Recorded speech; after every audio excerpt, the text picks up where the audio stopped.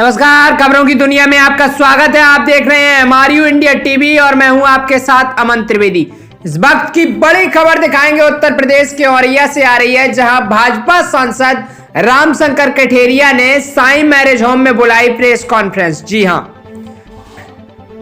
औरैया से सत्येंद्र सेंगर के साथ भाजपा सांसद डॉक्टर रामशंकर कठेरिया ने औरैया नगर के साई मैरिज होम में प्रेस कॉन्फ्रेंस बुलाकर भारत सरकार की उपलब्धियां गिनाई और साथ ही कुछ अधूरे कार्यों को शीघ्र ही पूरा किया जा सके, ऐसा भाजपा सांसद ने कहा। और वहीं ये भी कहा कि किसानों के लिए जो बनाए गए जो कानून है वो किसानों के हित में है, या यूं कहें भारत का जो किसान है, जो अन्नदाता है, वो उसके हित में है। किसानों को इससे और लाभ होने वाला है, किसानों को इससे बहुत लाभ होने वाला है। भाजपा सरकार सदैव ही किसानों के हित में रहती है।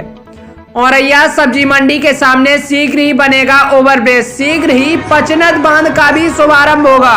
डॉक्टर रामशंकर कठेरिया जी ने विकास के कार्यों पर मीडिया से भी सहयोग करने की अपील की है। वहीं डॉक्टर रामशंकर कठेरिया भाजपा सांसद इटावा ने जो कहा है वह आप लोग भी सुने।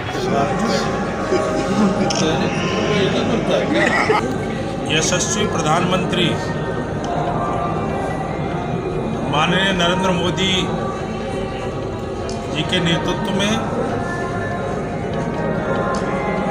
जो उन्होंने नारा दिया था, सबका साथ सबका विकास, उस दिशा में तेजी के साथ देश आत्मनिर्भर बने,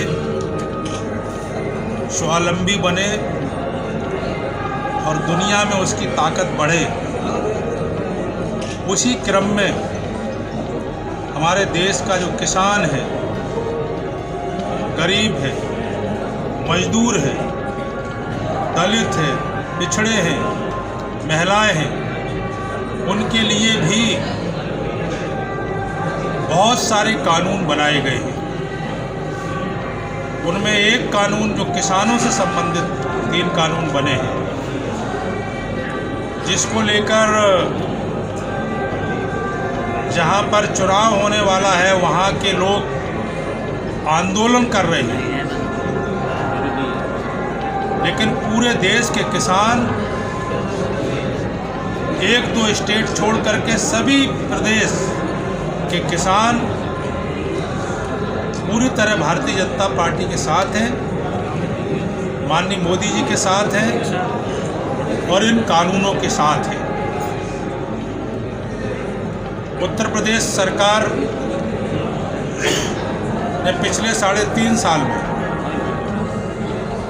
जो वादे किए थे डेवलपमेंट के, जो वादा किया था लॉ एंड ऑर्डर का, उस दिशा में हमारे यशस्वी मुख्यमंत्री तेजी के साथ काम कर रहे हैं और आम आदमी को एक हमारी सरकार है जो एक सुरक्षा का एक भाव सबके मन में रहना चाहिए, उस तरह का भाव बना है। विकास भी तेजी के साथ आगे बढ़ा है। औरैया से संबंधित भी हमारे माननीय विधायक जी यहाँ पर बैठे हैं, उन्होंने भी 3.5 साल में कई डेवलपमेंट की दिशा में काम किए हैं। हम लोग जब जीत करके आए थे लोकसभा, तो हमारे सामने 4-5 इशू औरैया के थे। इसमें पहला इशू पचनद ये बने, ये इटावा के जनता की भी मांग थी, औरैया की भी थी और जालौन के लोग भी मेरे से मिले थे, उनकी भी ये मांग थी कि पचनद ये बहुत बड़ी परियोजना है और इसके बनने से बहुत बड़ी आबादी को लाभ मिलेगा। मुझे ध्यान में आता है कि जो लोगों ने बताया है कि पिछले समय कांग्रेस के इंदिरा जी के समय से लेकर के लगातार उस पर बातचीत हो रही है, कोशिशें हो रही हैं, सबने कोशिशें की हैं, हमने भी उसी दिशा में कोशिश की है। संसद के अंदर 2 बार मैंने बात रखी अपनी,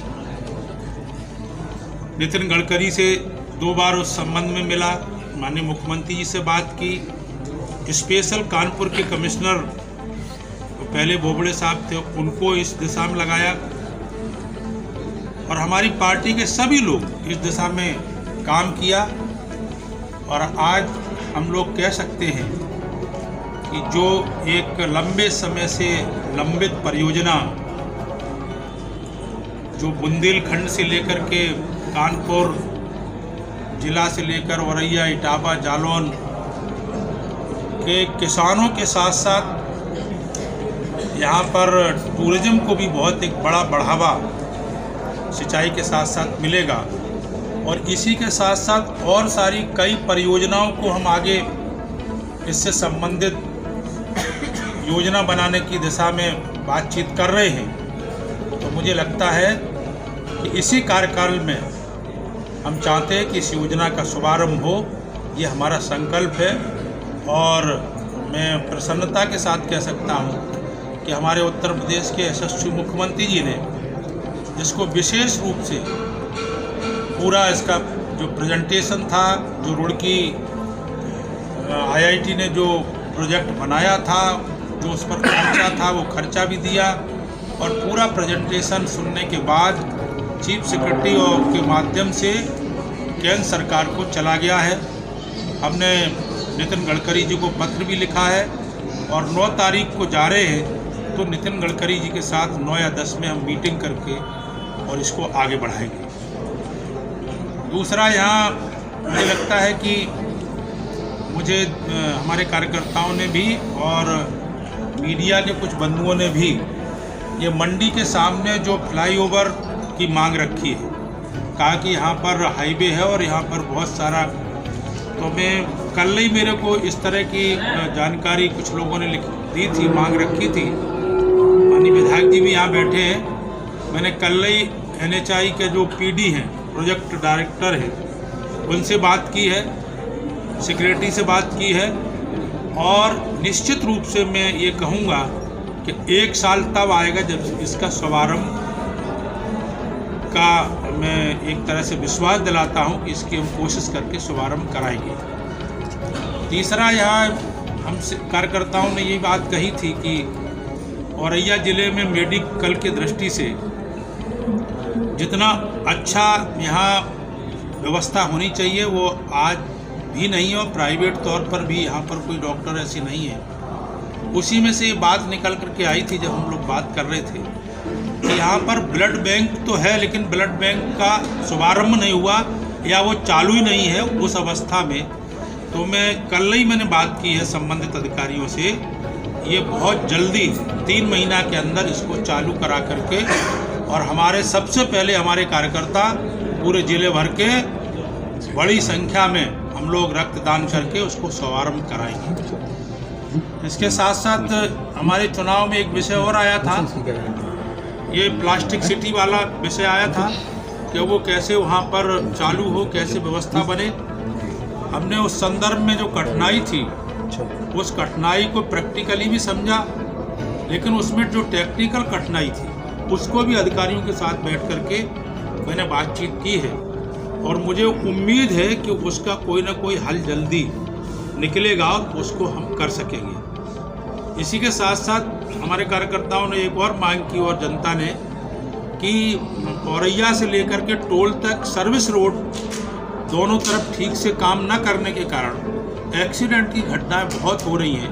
हम निश्चित रूप से कहेंगे कि इस दिशा में भी मैं जल्दी ये दोनों तरफ सर्विस रोड कंप्लीट हों, हम इसकी शुरुआत कराएंगे।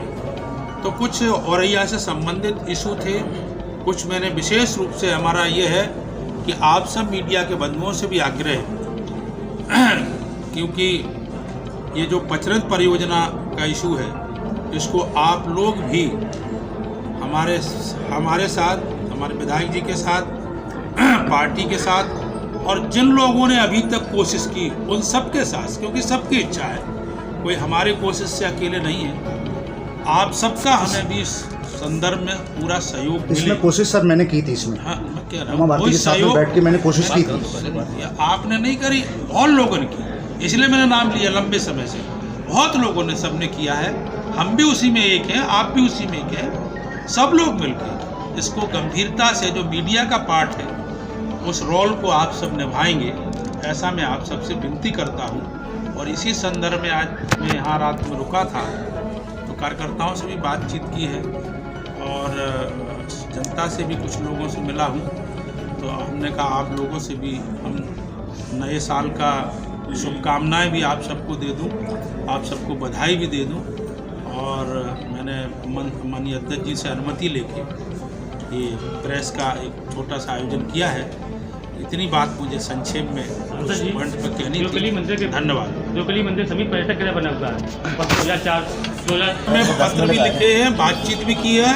और कमिश्नर साहब को अभी जब हम कानपुर गए थे तो उनके साथ मीटिंग करके स्पेशल इस गेस्ट हाउस के बारे में मैं लिख करके दे के आया, कि डायरी में लिखा गया। सांसद जी सवाल उठाए थे, एक तो बचत बात योजना की और दूसरी बात रेल।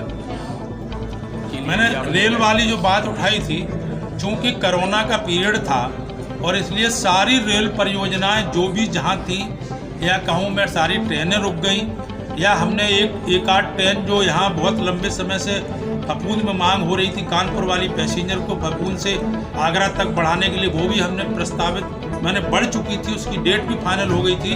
लेकिन उसी समय दुर्भाग्य से कोरोना की महामारी के कारण वो सारा वहीं पर रुक गया, वो आगे बात बढ़ी नहीं, संसद सत्र भी चला नहीं, आपको पता ही है। तो उस संदर्भ में मैं अभी कुछ नहीं कह सकता। संजय जी, एक साल पहले आपसे बाहर डिपो की बसें अंदर नहीं आती हैं, तो बाहर निकल जाती हैं। देखिए, हम जब आपने मुद्दा उठाया था तो बसें चली थी अंदर, ये भी आपको जानकारी हो, बसें चली थी। दो दिन 4 दिन हुआ कि उन्होंने अपना DRM साहब ने एक आदमी बढ़ा दिया जो बसें अंदर नहीं आती, लेकिन उसके बाद भी फर्क नहीं।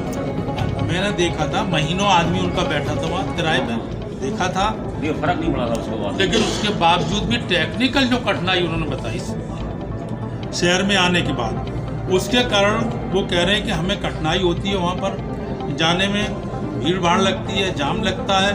तो इन सारी कठिनाइयों के कारण उन्होंने असमर्थता जताई थी।